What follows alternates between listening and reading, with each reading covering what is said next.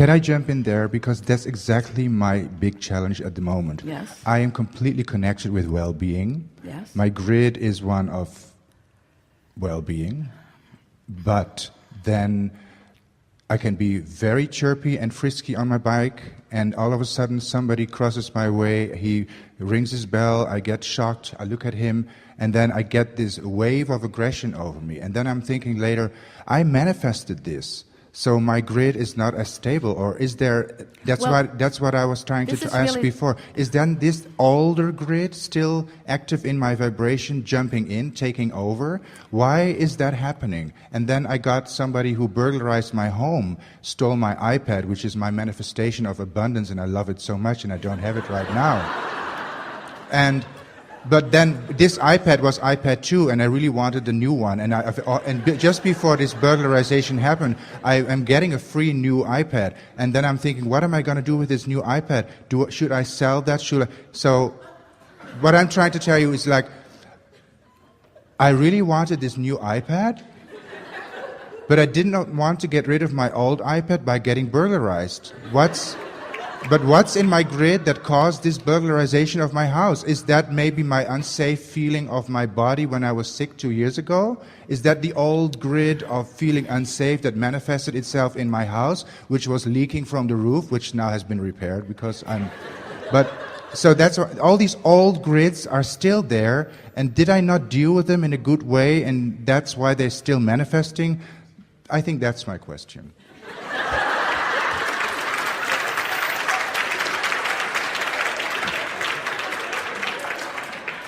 So give it to me. So every thought that has ever been thought still exists. And logically, every thought that you've ever thought, every belief that you've ever concluded, and a belief is just a thought that you keep thinking, is out there vibrating. So let's just for a moment pretend that nothing else in all of the universe exists or is very important right now. Let's just consider you, what you're thinking right now, and what you've been thinking. So over time, what you've been thinking, and we're talking about all that you've lived, not just this physical time-space reality, but all that you've lived, has caused you, because the laws of the universe have always been consistent, to know what you don't want and know what you do want. And over all of that, we don't want to use the word time, but over all of that experience, you have become, you have evolved, you have created, you have become this pure, positive energy, knowledgeable, creative genius. So that's this dominant grid that we're talking about. That's the grid of love and worthiness and appreciation. But I get that by default. Sorry. Just stay with us. You're really gonna understand all of this. Just follow, listen to our words, and try a little bit not to think about something that counters what we're saying. If you'll just follow this train, your perfect question will bring a perfect answer, and everyone will understand the grid in a powerful way. So through all that you've lived, this pure positive you, who you will meet fully again, who you will be fully and only again for a while when you croak, this pure positive energy being has been in the state of evolution, and it is, we're just going to throw this in, it might cause a little ripple in the ethers, it is actually what humans want to call God. That's what that powerful becoming of you is. So now we're leaving everyone else out of it. It's just you in your physical body now and what you're thinking. So over time, you've had a lot of experiences. You've had encounters that were aggressive. You've had encounters that were delicious. You've had all kinds of different experiences, and each one of those experiences established a vibrational pattern that still exists. But the question is, it's sort of like creating television channels or television programs that once you've created them, they're on an endless loop. So they're out there always playing, and at any time you could get your DVR tuned into it, and you could go back and watch it again if you want to. And we would encourage you to go back and watch the ones that were really pleasing, and never go back and watch the ones again that aren't pleasing, but for different reasons you watch the ones that aren't pleasing too.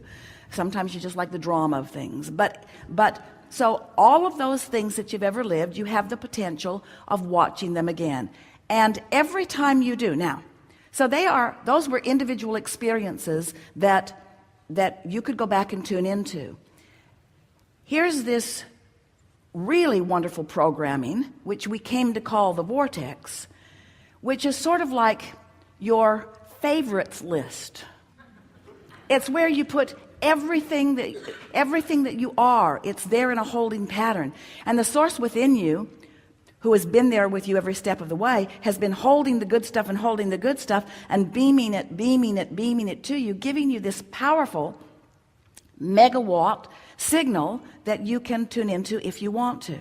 So it's always a little interesting to us that with this powerful signal going on, that any of those others would be of interest to you at all. But law of attraction is the reason that they are. So someone comes across your path, and for a moment, let's not talk about how that even happened. Let's just accept that something was going on, and so you were close enough to the vibrational vicinity of it that someone crossed your path in that way.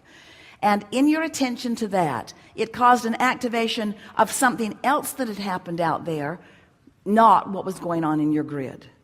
So the answer to your question, did I attract it? Yes, you did. Was it asserting itself into your experience? No, it wasn't. It just means that those practiced thoughts are still current or active enough that it was easy for you to access that. Now so as we talked about the vortex. But is there a delete program? Wait for a little bit. Okay. No delete program. Okay. You can't, there is no exclusion in the universe. You can't, but you can.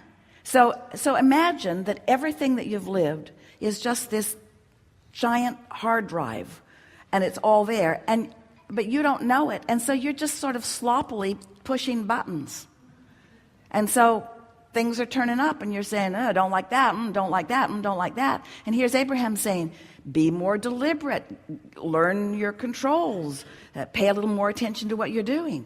But it's not about manifestation. Even our analogies and parables bring you into this place of wanting to make it all manifestational, when what we're really wanting you to do is make it a vibrational journey, make it an emotional journey. So let's say that happens. Somebody crosses your path and you feel that old discomfort rise within you. And you're bothered that it does because you thought you were past it. Well, the good news is you have awareness that you're not past it. You have awareness that there's still something active enough going in your vibration that it caused that rendezvous, that your grid, for whatever reason, filled in that way. Now, this is the thing that we so want you to hear. If you freak out and come to the conclusion, something's wrong with me, otherwise that grid would not have filled in that way, you're misusing the contrast of the universe. If instead you feel it and you say, no, what I don't want, what is it I do want? I'm seeking more harmony. I want the world to be a nicer place. I'm out here wanting to revel in the beauty of this time-space reality. As you take that moment to identify what you do want, or it's usually easier later, when a grid's filling in, there's enough momentum that sometimes you just have to sort of ride it out. But next time you sit to meditate or to contemplate or to have a conversation with a friend like us, you can come to the awareness, you can come to a clearer determination.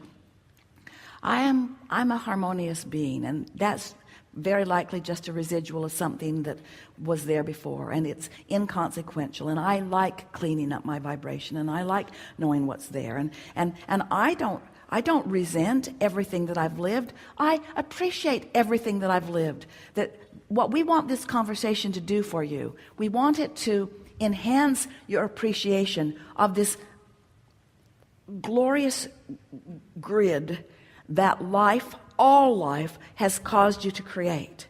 We want you to be aware of that. And we want you to be aware of what other grids are active and their relationship to that. But most of all, we want you to be in this glorious feeling of dance, where you're not self-condemning, where you're accepting the perfection of the guy on the bike with the bell. With the burglar? That's hard. You said, you feel at the core of your grid, This is what's going on in your grid, and then we'll take segment of refreshment relative to that. You love your prosperity and would like more of it. You're aware that there are others who have far more than you do, and there are others who have far more less than you do. And you're still in the process of trying to sort that out. Your grid holds for you all things wanted, but you've not allowed yourself that grid yet. True. You are letting yourself have more and more and more of it, but there's still a feeling of how much is appropriate for me to have and how much is inappropriate for me to have. And so now we come to the specifics of the iPad. You have a perfectly glorious iPad, but there's another one that's more shiny, that does more things, and you kind of want it too, but you feel like, oh, shouldn't I be satisfied with what I have? Yes. So then you activate a grid that says, I shouldn't be greedy, and I should give to the poor, and I should help people out. Yes. And I don't want it to be wasted, and I don't want a bunch of unused things piling up in my drawer and becoming obsolete. And the universe said, we know someone who wants one.